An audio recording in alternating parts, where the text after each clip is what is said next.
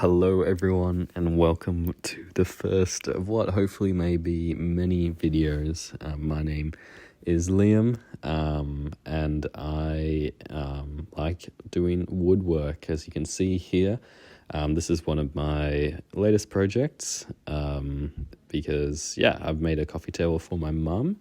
As you can see here, I've just begun sanding it down quite a bit. It's got this off a farm out in Telegraph Point, which was quite the adventure to go and get. My brother-in-law, Alex, shout out to him, helped me to go get it. The reason I wanted to do this for my mum is because she's quite amazing. I really love her, and she's asked me for this since last year. But unfortunately, I didn't really have a place to make it. But as you can see, I have this sort of cool workshop area underneath my house, which I really enjoy. Spend a lot of time down there just working on things. You can see there's a bed frame to the left there, and that's something that's working on in the meantime as well. You may get to see that video depending on what happens in the next couple nights or two. Here I'm just flipping over the slab. Again, I got the slab. Apparently it's sourced from Ballina or Tweed Head sort of way. The farm guy told me, and he gets a bunch of logs down each year and or every so often, I guess, and cuts them down and then mills them, or they cut them down, transport it to him. Then he has a miller and mills them down as well. I mean, the thing I don't get is the capital investment with those sort of things. Like, that's a lot of money. He's telling me like 10 grand each log to transport all the way down to his farm. And his farm was sort of hard to get to, so I don't even know how they get it out the back there. But anyways, and back to the slab. I guess this is sort of, I'm just measuring out how long it's going to be and, what I actually have to do to make it that way. And here's a bit of a time lapse on me sanding it down just to that line. Again, starting with 40 grit sandpaper because it's pretty rough. I don't know if you guys know anything about sandpaper and grits, but you start with the lowest number, meaning it's the most coarse or the most rough, and it gets off the outside layers of the wood quite quickly and quite good, and that's why you start with the lower ones, and then you work your way up to I did 40, 80, 120, and you can see here's a close-up of it. I think that's after 40 grit. You can see that there's lines there that I'm not too happy with yet, so I'll keep working on them.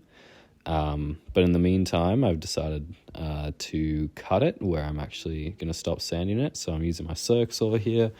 Now the trick here, this is 50 mil thick timber, so you can't just cut it all in one go. The trick here is to do multiple cuts, but only a little bit at a time, a little bit deep at a time. So I think the first one was maybe like 10 or 15 mil deep. You can see me lowering my circ saw there. I'm not lowering it all the way. I think I do 3 passes on this. And this just doesn't make the blade work as hard and the battery work as hard, which is good for your tools. It makes it last longer in the battery. And you can see, probably should have put a cover on the circ saw there so it didn't spray everywhere, and it would have been easier to clean up. But man's got to do what a man's got to do, so just need to get this project done. My mum's birthday was approaching, so I didn't really want to waste any time with it, and so I didn't really have the time to waste, and just did a couple of passes. I think this should be the last one, yes, and so now it's split, as you can see. That was very satisfying. I don't know if you guys have ever cut bits of wood, maybe not, but this is sort of the type of stuff I enjoy doing. And so now back to sanding again. There's gonna be lots of sanding in this sort of environment and in video. This is purely, I was sanding the sides here because I often forget to do the sides. You'll see me replacing different bits of sandpaper each time, and see me cut little holes in the bottom. That's because the sander actually has an extractor fan in it, and so it sort of sucks up the sawdust as you go, which is really helpful for it. So I believe this is after the 80 grit sandpaper. You can see I'm wearing gloves, but I can actually feel the coarseness. It's getting quite a lot smoother. And there it is there. It's quite satisfying. And at this stage, I'm pretty happy with it. Nothing more to really understand or say. There's a few cracks here and there, like as you can see here, which nothing to be concerned about, like nothing structural or anything like that. They just add to the character of the wood. And yeah, I really like this sort of natural timber vibe. It's got just like, it's one of a kind, it's unique. It's none of those cookie cutter IKEA put togethers or whatever. Yeah, it's just really, really nice bit of wood. And yeah, I believe the next one, I flip it over. Oh no, I'm still sanding. So this must be 120. This must be 120 grit. So this is getting it really soft, really smooth. Oh, there we go. I flipped it over. So I'm back working on the 40 or 80 grits. Wow, I just keep flipping this. You can tell my mind was all over the place because this bit of wood really, it was quite light relative to other bits of wood I've worked with.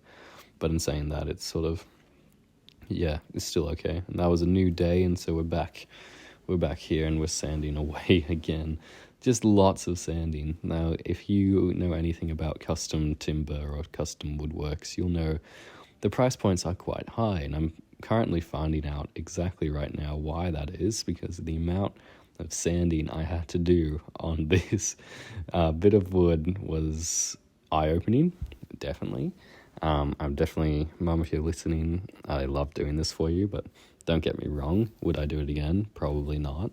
But it really depends. And yeah, I've got my trusty leaf blower here, which I blow all the sand away on. And yeah, this is coming up. So this is coming up to my first stain. So the stain I'm using here is some natural oil half wax thing.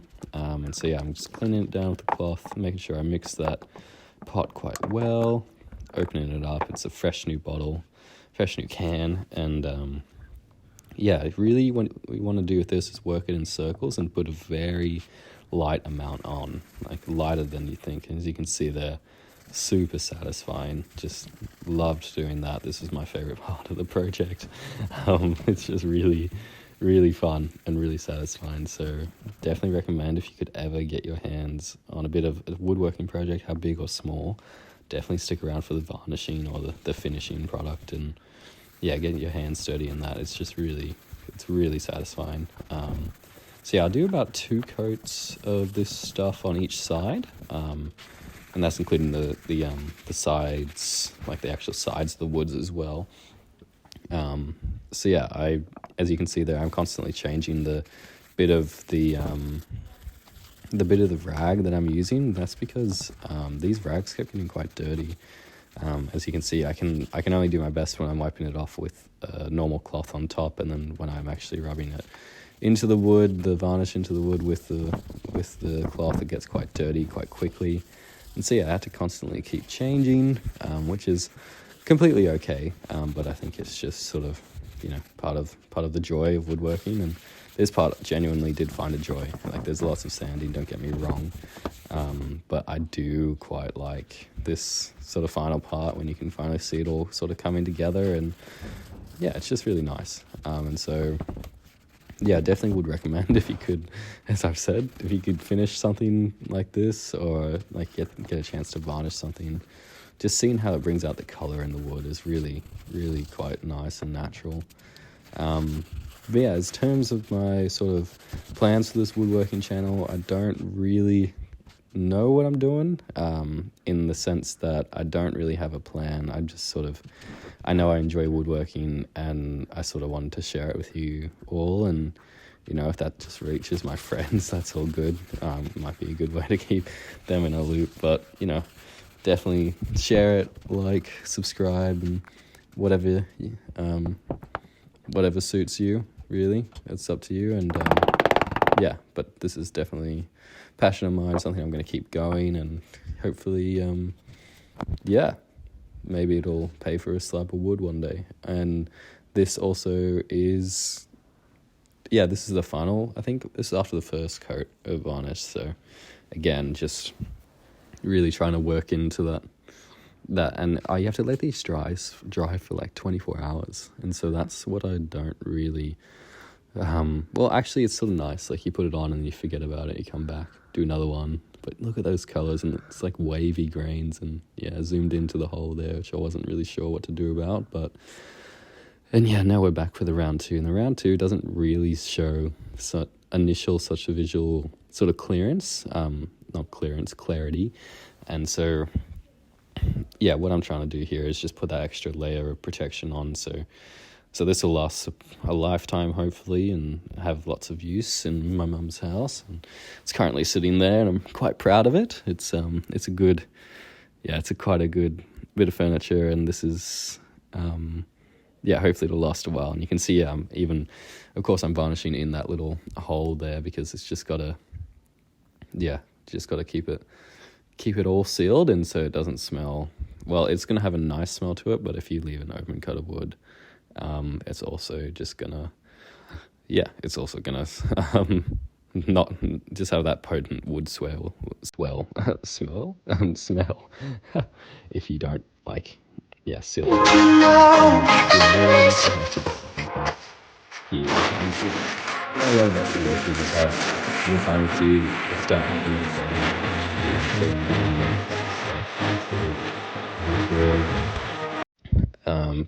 Grey slab of wood, and yeah, we're just sort of trying to figure that out and trying to work that back. And now you can see here from a distance, it's it's so satisfying, the back side of the timber now, and we're just working on that and actually doing the sides now as well. It's so colourful, and just really love it all.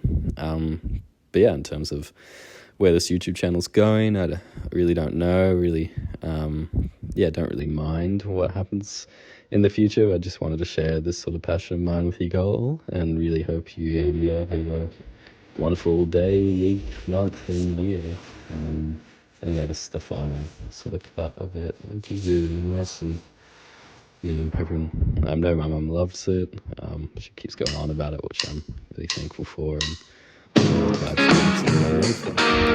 not that she doesn't like. This last bit's just me putting on the legs, and then I will go deliver it to her after this. So yeah, I just used some black legs from Bunnings and just screwed them in, make sure I got screws that weren't thicker than the wood, and then sent it from there. So yeah, this is about how you build a coffee table, I guess. Pretty simple, but also a lot of fun. Definitely recommend, and yeah, please like, subscribe, and support the channel. And here, coming up, is a photo of it. And yeah, so this is the photo of the finished table. You can see my two dogs in front of it, Louie and Josie. Louie on the right, Josie on the left. But yeah, featured in my parents' living room. So hope you have a good one. Cheers.